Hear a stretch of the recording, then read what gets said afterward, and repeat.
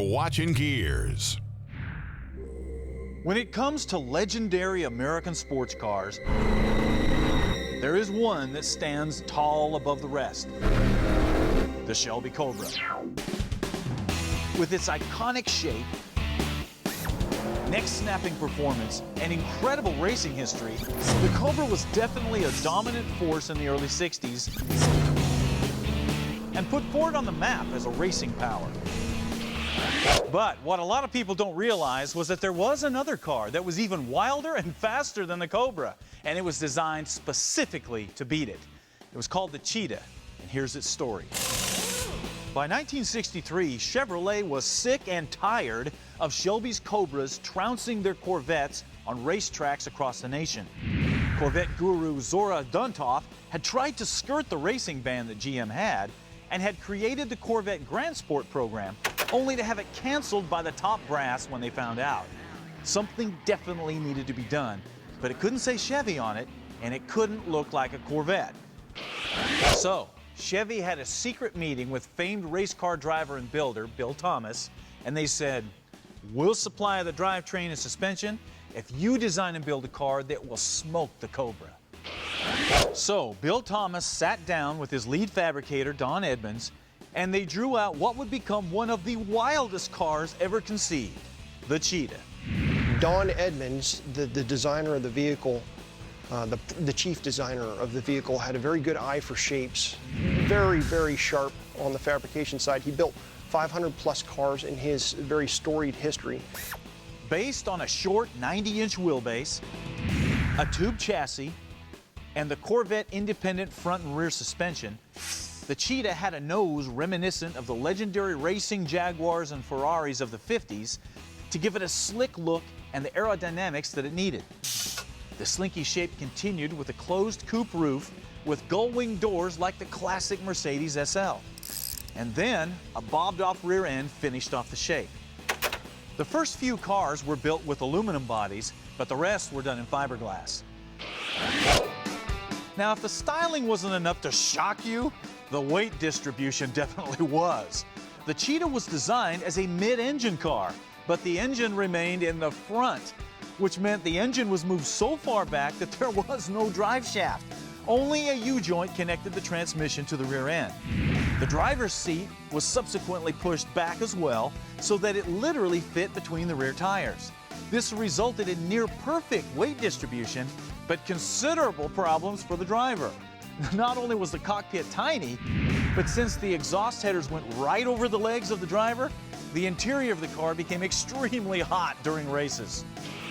When the Cheetah hit the tracks in 1964, it quickly became the talk of the racing world, with people discussing its unique shape and its thunderous performance, as well as its tricky handling and its overheating problems. The car was a handful, there's no doubt about that. And as with any new design, there were definitely some teething problems. But with each race, the cars got more dialed in and the victories started to add up. Tell me what it was like to be driving this car at 160. It's no problem. Pretty stable? Yes, it was. Very stable. Holds the corners well? Yeah. I probably never challenged the car. I'm sure it would have gone, a lot more than what I wanted, but I just like to drive the car. My opinion on the cars, if it had received factory backing, the Cobras would have been in deep trouble. So, just how fast was the Cheetah? Well, this particular car was clocked at over 215 miles an hour at Daytona in 1964. That's a lot faster than a Cobra. That's faster than the Daytona Coupe that Shelby won Le Mans with. And when you think of going over 200 miles an hour in a 90-inch wheelbase car, you know there was some serious white knuckles holding the wheel, man. When Budd found out that it was how fast he was going, next time he came in, he wasn't clocked near as fast. Gene Crow, the mechanic, asked him, was there a problem? Did they need to change gearing? And he says, no. He says, the tack just won't get up there anymore. Unfortunately, the Cheetah story ended almost as quickly as it began, because just as things were really starting to happen with the cars, GM pulled out of the project, leaving Thomas with no motors and no parts, so the car was canceled. Not only that, but the racing world was changing, with true mid-engine cars like the Lolas, Porsches, and GT40s starting to appear and make front-engine cars obsolete. So, the Cheetah disappeared almost as quickly as it appeared, leaving a huge legend and very few cars like the one Sam bought in 1964. I understand there are only 7 original ones left. Yeah. There are a number of others, but mine is considered the only actual original. It's never been restored, modified. Whenever I had a part go bad, it was replaced with exactly the same part. But the one question that everybody has is what if? What if the Cheetah had continued to evolve? What would it have become? Would it have been as iconic as the Cobra? Better yet, what would one look like today? I mean, can you imagine driving something like this down the street with modern Corvette suspension, drivetrain, air conditioning? Whew, I can, and I know a lot of you guys can too. So that's why we're gonna show you how to build one.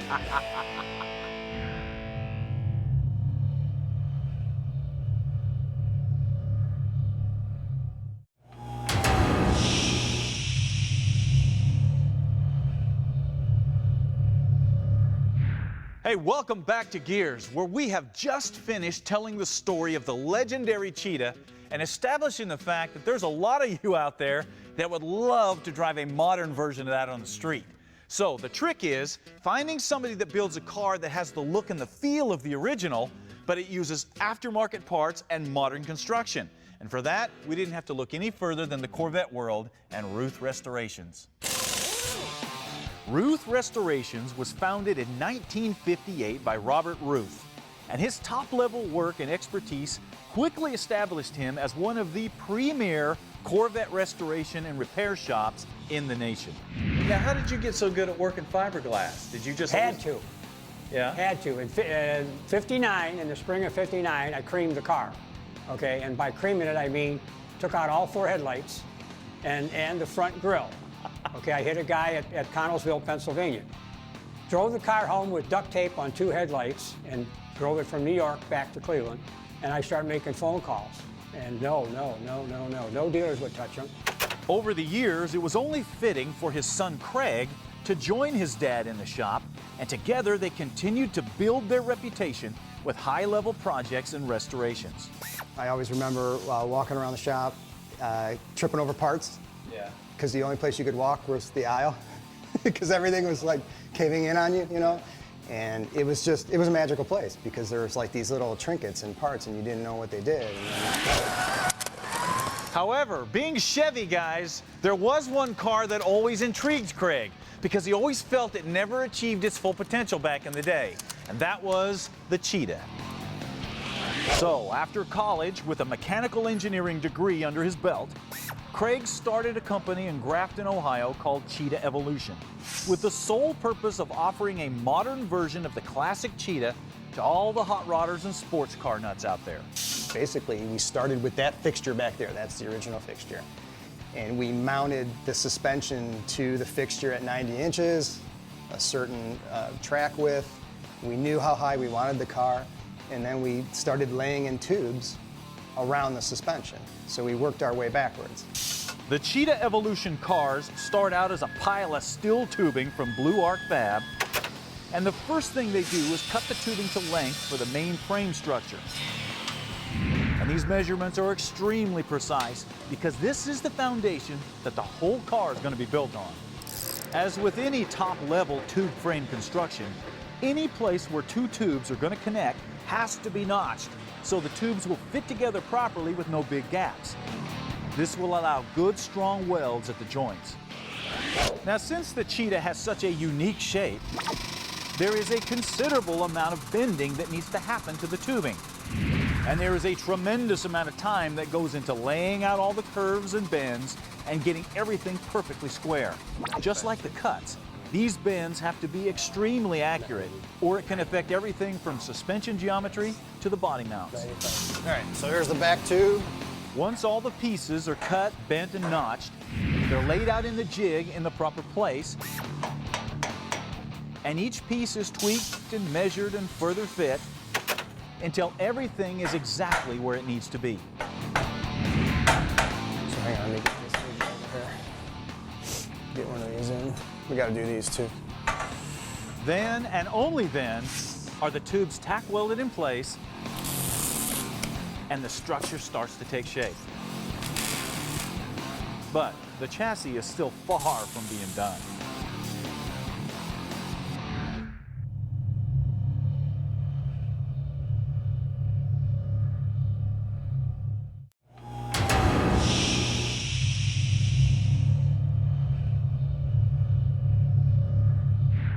Hey, we're back and talking about the legendary Cheetah that was built by Bill Thomas to compete with Carroll Shelby's Cobras back in the day.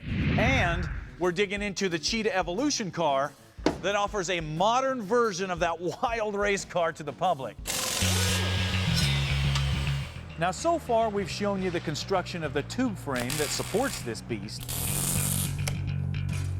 The next thing we're going to look at is the inner body tub, because the Cheetah Evolution car has a complete sheet metal inner structure that creates the foot boxes and the inner body, including the console and the seating area. It's details like this that make this a true hand-built car.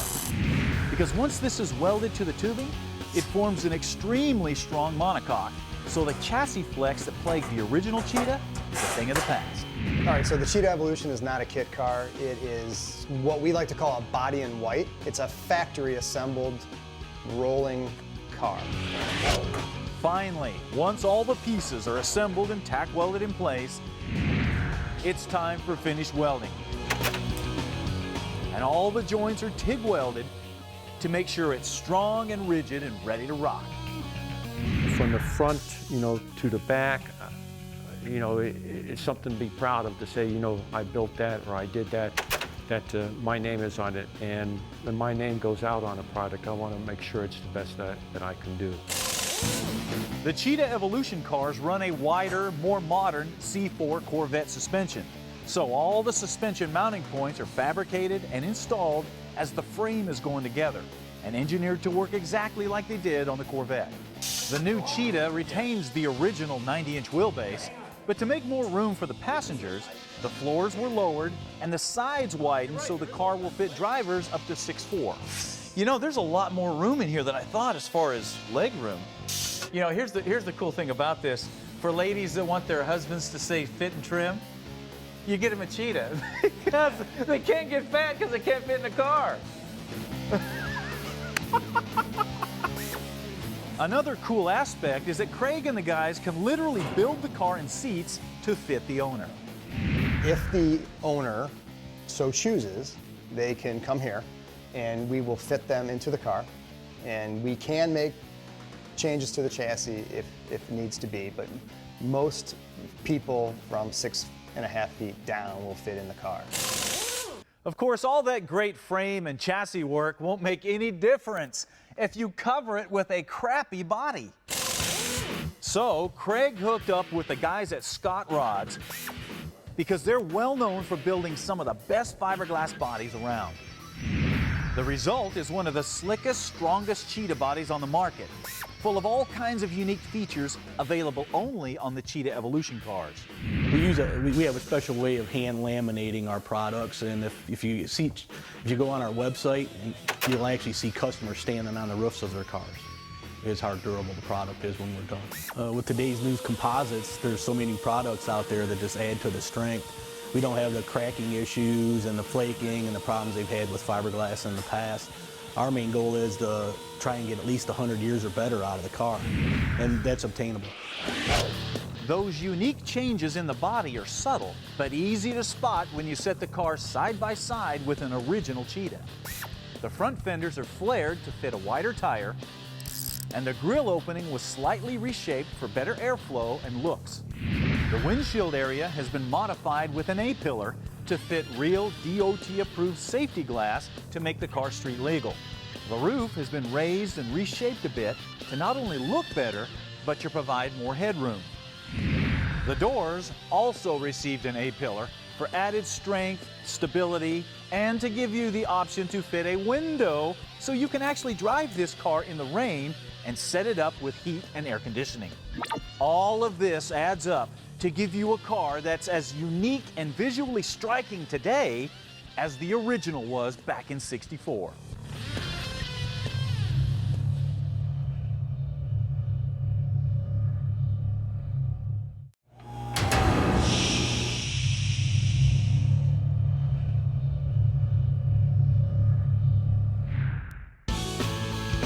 Now, Quick Tip, brought to you by E3 Spark Plugs, born to burn.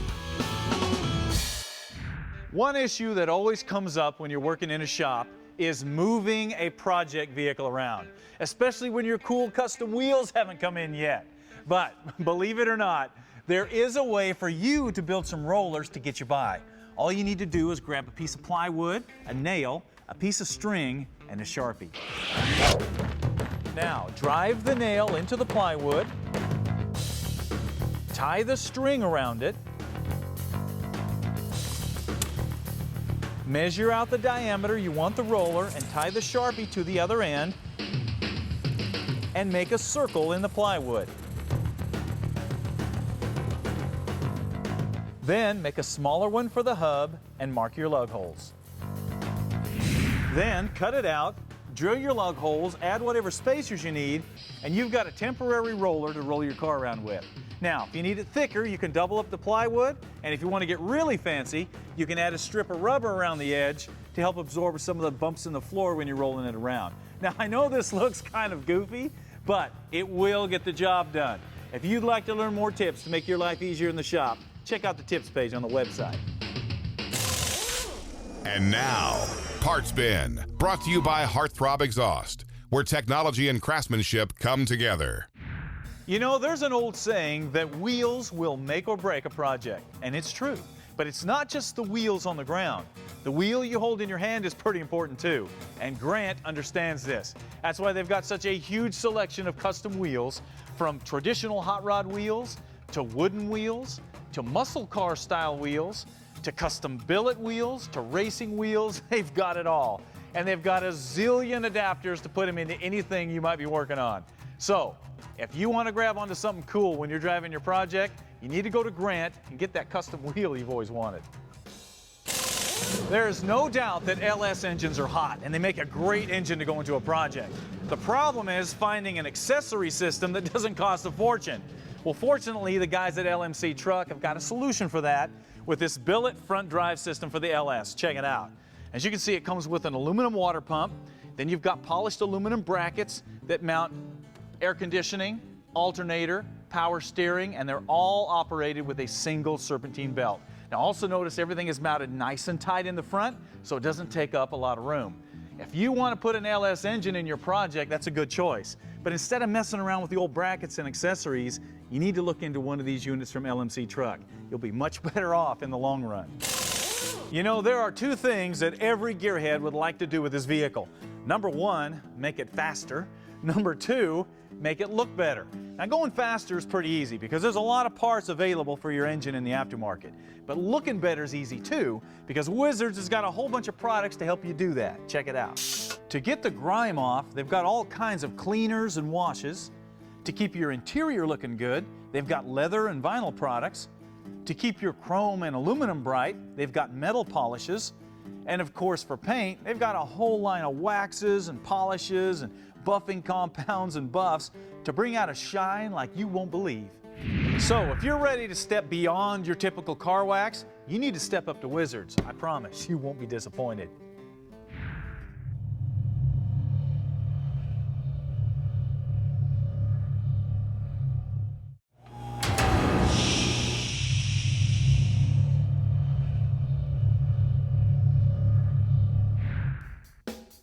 What are you working on?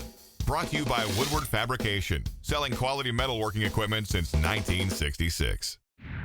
Today's What Are You Working On comes from Vincent Seaman from Ardmore, Oklahoma, and his project is a 1988 Ford Thunderbird Sport that he got for $250 out of a junkyard. Take a look at this. Now, I know a lot of you guys are thinking, what? What in the world can you do with an 80s T-Bird? Well, that's what we're about to show you. So the first thing that Vinny jumped into was the engine. Take a look at this. He pulled a 5.0 out of a 99 Mountaineer, and he decked it out with GT40 heads and intake and Cobra roller rockers and throttle body and all kinds of other go-fast parts. The transmission is a T55 speed, so he can shift the gears. And the suspension is lowered and upgraded so it'll handle like a Mustang but look like a T-Bird. Yeah, we got your attention now, don't we? Now check this out. The body also received a lot of modifications like a 72 Torino hood scoop and modern spoilers, but it was his wife that picked the cool green color because she said, listen, Vincent, I worked on this car, I get to pick the color. Vinny was smart not to argue with that. Now he said he doesn't have a lot of money, but he does have some friends that helped him through the tough times when he was questioning his sanity of doing this car. But as you can see by the finished product, he did a heck of a job, and this is a very cool car. So, Vinny, to recognize such a cool project, we hooked up with our buddies at Woodward Fab, and we're gonna give you one of these hand tubing benders so you can build a cool tube framework on your next project. Also, we're gonna give you one of our project build books so you can log everything that you did on that Thunderbird so you don't forget. And since you are a true gearhead, we're gonna give you one of our new Gearz t-shirts. Now, the rest of you guys, if you wanna get in on this and get your project featured on the show, you gotta go to Gearz Nation on the website and fill out a What Are You Working On profile, because we pull all of our What Are You Working On features right off of Gearz Nation. Also, don't forget to check us out on Facebook, Twitter, Instagram, all that social media stuff, because we've always got something cool going on there too. All right, it's time for you to get out there and start working on something. We'll see you next time.